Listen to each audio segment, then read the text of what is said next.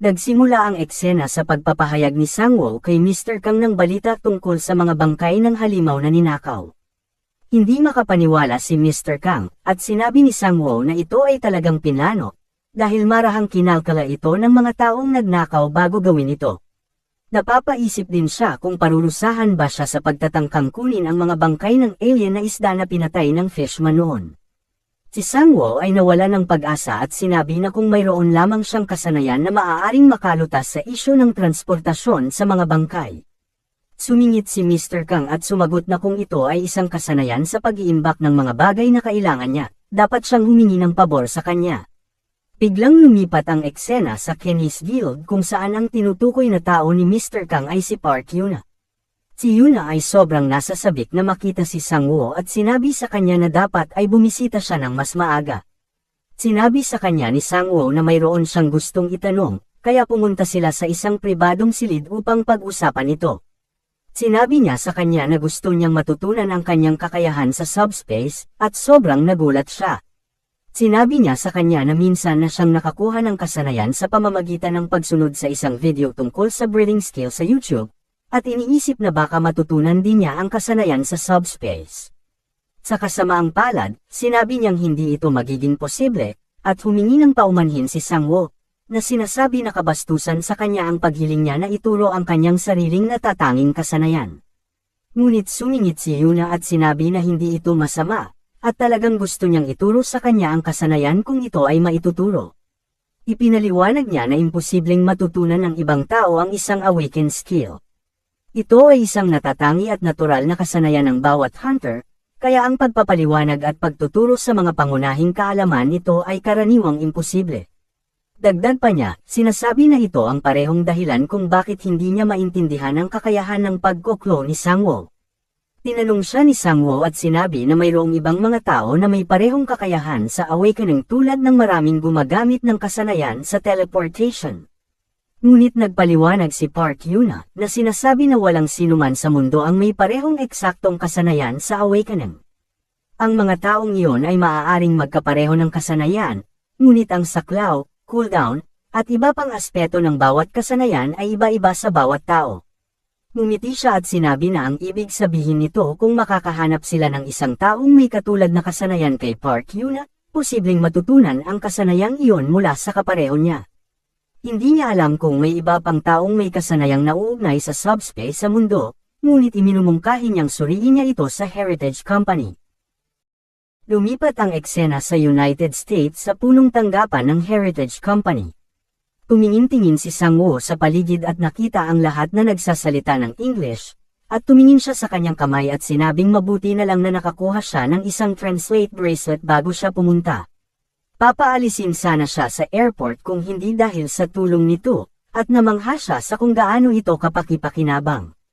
Sumakay si Sangwoo sa elevator upang makipagkita sa isang tao, at sa kanyang isip, sinasabi na binili niya ang familiar ball skill mula sa Heritage, ngunit hindi niya akalain na bibisita siya ngayon sa main company ng Heritage. Nakarating na siya sa floor 170, at sinalubong siya ng isang dilag na may purple na buhok na nagngangalang Arya Bal. Siya pala ang CEO ng kumpanya, at marahang binati siya pabalik ni Sangwoo. Pinuksan niya ang pinto ng silid, at nakita ang hindi mabilang na mga skill ball na nasa harapan niya. Bumalik ang eksena sa hunting grounds kung saan ang mga clone ni Sangwoo ay patuloy na nangangaso. Ang dalawang magnanakaw na hunter ay nakikitang sinusubukang nakawin pa rin ang mga halimaw na bangkay ng mga clone ni Sangwoo. Ngunit sila ay nadismaya nang makita na ginagamit ng mga clone ang kasanayan sa fireball upang patayin ang mga ito, na iniiwan ang mga bangkay na hindi na maibebenta. Kinuha pa rin nila ang ibang bahagi ng bangkay, at bigla silang may nakasalubong na isang grupo ng mga hunter na nagnanakaw din sa mga bangkay ng clone ni Sangwoo. Ang sitwasyon ay nagkaroon ng komprontasyon, ngunit ang malaking hunter ay kinuha ang pananaw nila at nagmungkahi na lahat sila ay mabibigyan ng parte ng halaga sa mga bangkay ng halimaw, bilang kapalit ng pagtutulungan at upang paalisin rin ang ibang hunters na maaaring gumawa ng parehong bagay tulad nila. Sumang-ayon ang kabilang panig sa kasunduan na magtulungan, at nagpatuloy sila na kumuha ng ilang mga bangkay sa mga clone ni Sangwoo. Bumalik sila sa hunting grounds at iniisip na mayroon na naman silang araw ngayon na malaki ang kita, pero ang mga clone ni Sangwoo ay naghihintay sa kabilang panig ng teleportation gate. Ang maliit na hunter ay nataranta nang makita sila, at sinabi na dapat wala na ang mga clone sa hunting grounds ngayon dahil na natapos na nila ito. Pinatatag siya ng malaking hunter at sinabi na nasa black market ang mga bangkay na kinuha nila, kaya wala silang dapat ipag-alala. Sinabi niya sa grupo na kumilos ng natural at umalis, ngunit ang mga clone ay naghagis ng maraming kutsilyo sa grupo, na nagpatigil sa kanila sa kanilang kinatatayuan. Tinukoy ng mga clone ang mga bakas ng paa na naiwan sa hunting ground sa eksaktong sapatos na suot ng mga hunter, at kinumpirma na sila ang nagnanakaw ng kanilang mga bangkay na halimaw. Ang mga clone, na may galit sa kanilang mga mata, ay nagutos sa mga hunters na sumama sa kanila para sa pagtatanong. Ang malaking hunter ay sumigaw sa kanila at sinabi sa mga clone na tatawagan niya ang mga hunting ground guard, para mag-report sa muntik nilang pagpatay sa kanila gamit ang isang throwing knife. Hindi umiimik ang mga clone, ngunit may hawak silang tawag sa telepono mula kay Kim, kung saan sinabi ni Kim na ibinenta nila ang mga bangkay sa black market para maiwasang mahuli. Galit na sinabi ng malaking hunter na wala silang ebidensya para suportahan ang pahayag na iyon, ngunit tumugon si Kim na nasa black market siya ngayon, at hahanapin ang mga bangkay na pinatay gamit ang armas ng mga clone. Inihiling ng mga clone sa mga hunters na lumabas, at lumabas sila sa gate ng hunting grounds. Ang malaking hunter ay nagtanong kung ano ang gusto nila mula sa kanila, at ang mga clone ni Sangwoo ay nagsasaad na nagawa ng kanilang master ang parehong pagkakamali sa pagkuha ng mga bangkay ng halimaw sa ibang tao, at naiintindihan nila kung bakit nila ito ginawa. Kaya ipinahayag ng mga clone na kung isasauli nila ng buo ang nakuha nilang pera mula sa mga bangkay, hindi na sila maghahabol ng anumang aksyon sa kanila. Sinasabi ng mga clone na ito ay isang magandang suggestions para sa kanila, ngunit ang malaking hunter ay nagsabi na hindi pa rin niya naiintindihan ang isang bagay, kung bakit ang mga clone lamang mula sa skill ng isang hunter ang nag-iisip at nakikipag-usap sa kanila, na tila inaakala nila na kaya nilang pasundin ang isang grupo ng mga B-rank hunters. Sinabi niya na mayroon siyang isang magandang suggestion, at sinabi na ito ay papatayin sila.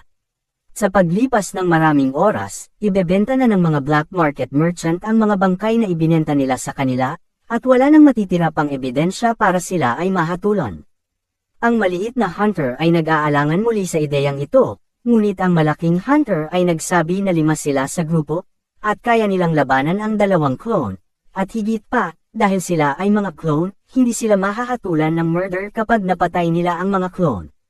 Ang mga hunters ay nanunuya at nagtataka kung bakit sila dinala sa lugar kung saan walang ibang tao, at sinabi pa nila na dapat silang tumawag ng mga gwardya sa pagkakataon ngayon. Ang mga hunters ay naghahanda, at ang mga clone ay naghahanda rin upang lumaban, na sinasabi nila na kung gaano sila kagaling sa pamamaraang ito.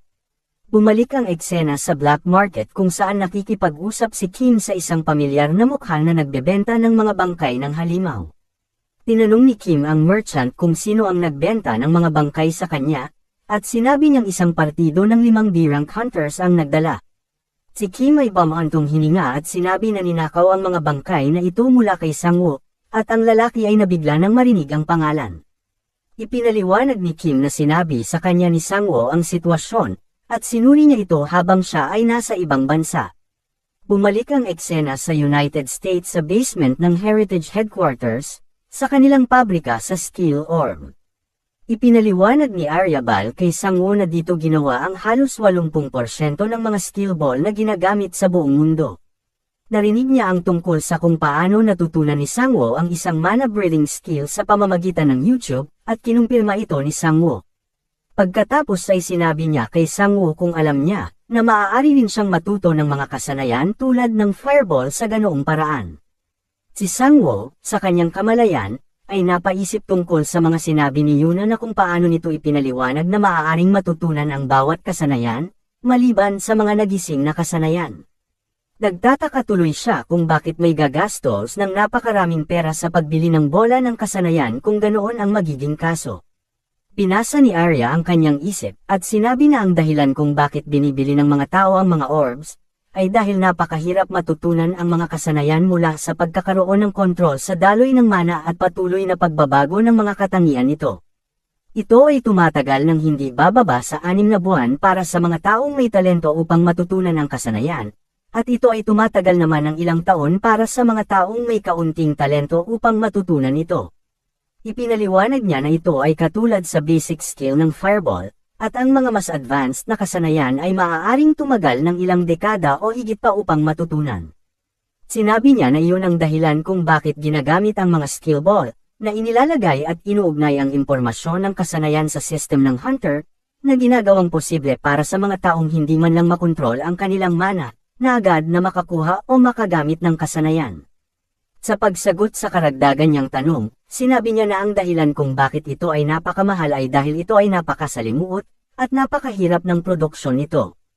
Sinabi niya kay Sang-woo na narinig niya na gusto niya ang kasanayan sa subspace, at sa kabutihang palad, mayroon silang nag-iisang natitirang stock.